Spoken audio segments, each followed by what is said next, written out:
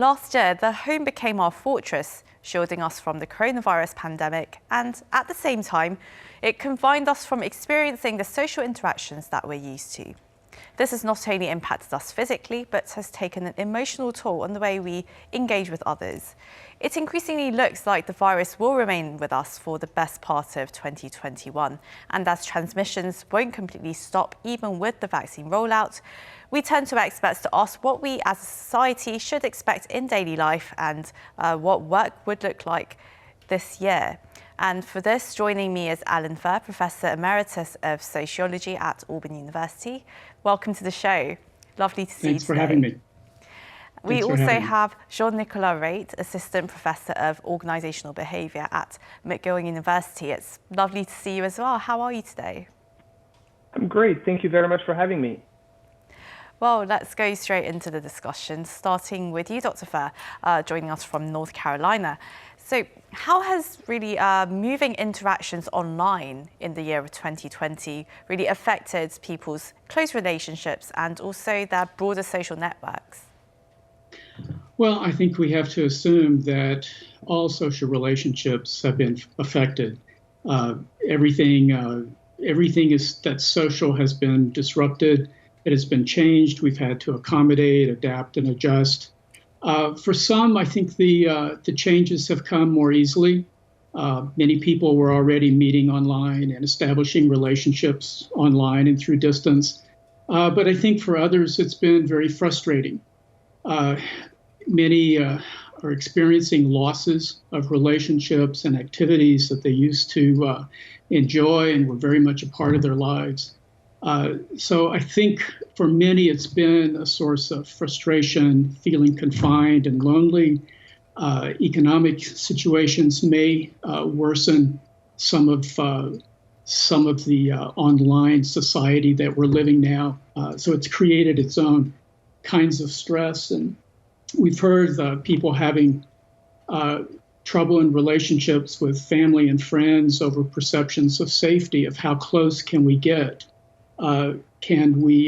Do we need to establish rules of how we're going to interact with each other when we're not online?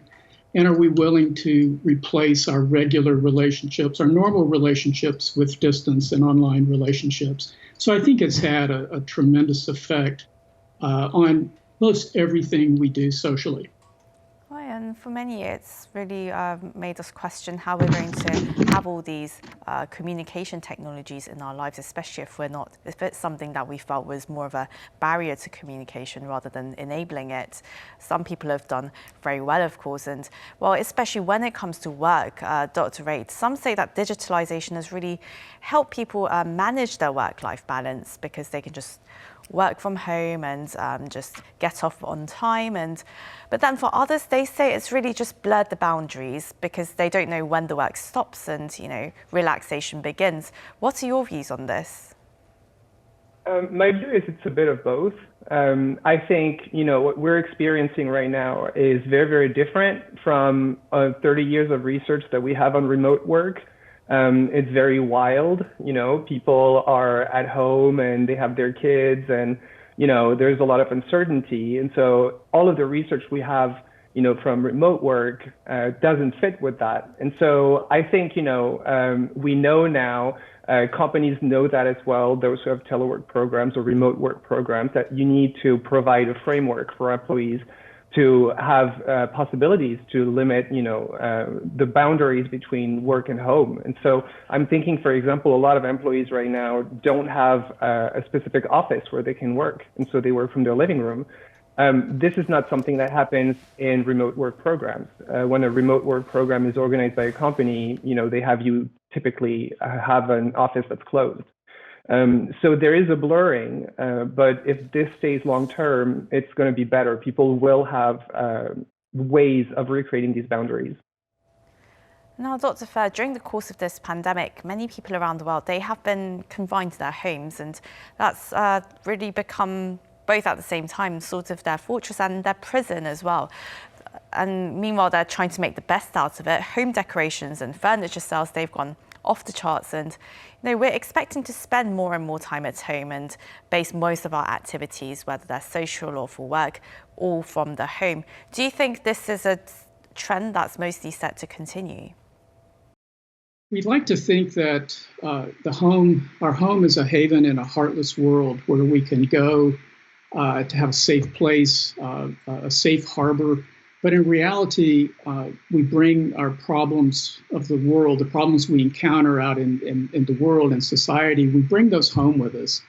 And home sometimes becomes a miniature society because we bring so many of the world's conditions, situations, problems, joys, happiness, we bring those home with us. So I think what home is going to be like, both during and even after the pandemic ends, is going to reflect a continuation of how we defined and felt about home before the pandemic, but maybe exaggerated. For those people who thought or felt that home was a safe place where they can go and recharge and just separate themselves from the rest of the world, I think home will continue to be that way, but maybe even more strongly so. They may feel even safer at home, but others, home may become more stressful. It may become more crowded. We may be on top of each other more. We'll have less privacy. There may be more family tension. So home may be, it may become redefined as more stressful.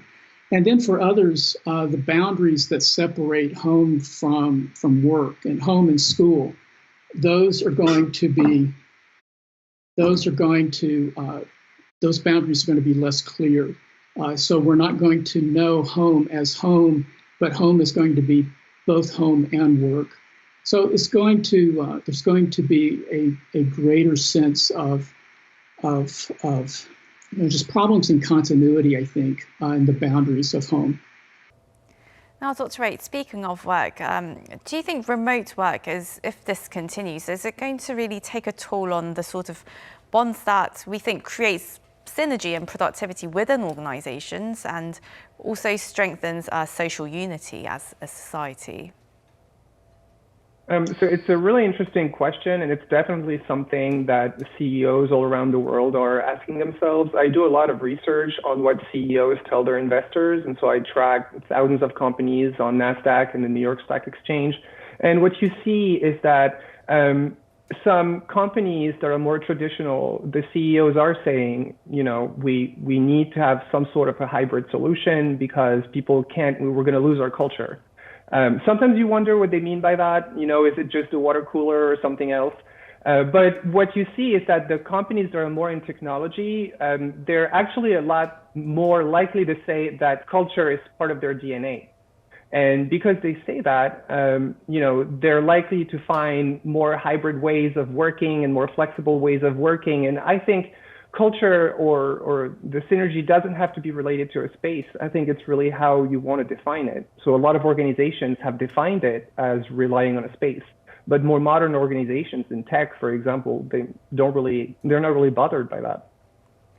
Right, and well, for some, as you said, it's quite easy. They're working in tech anyway and doesn't really require much interaction. But Dr. Fair, as more and more of us get used to this trend and with the virus expected to remain with us for the best part of 2021. It looks like we're going to become more and more limited or restrained in offline social settings. Do you think this might cause some social awkwardness, especially for the younger generation and going forward?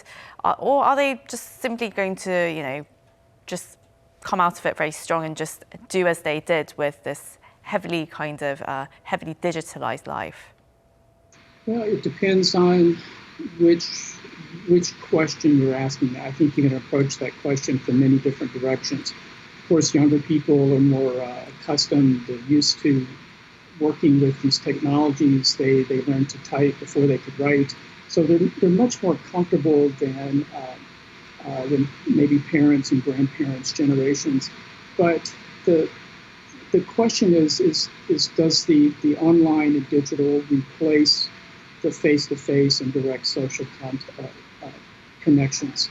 If if there's a replacement, then we're going to have to redefine, especially for children, how we think about psychosocial development. Because kids now, as we're living right now, they're missing out on a lot of how children develop in our societies.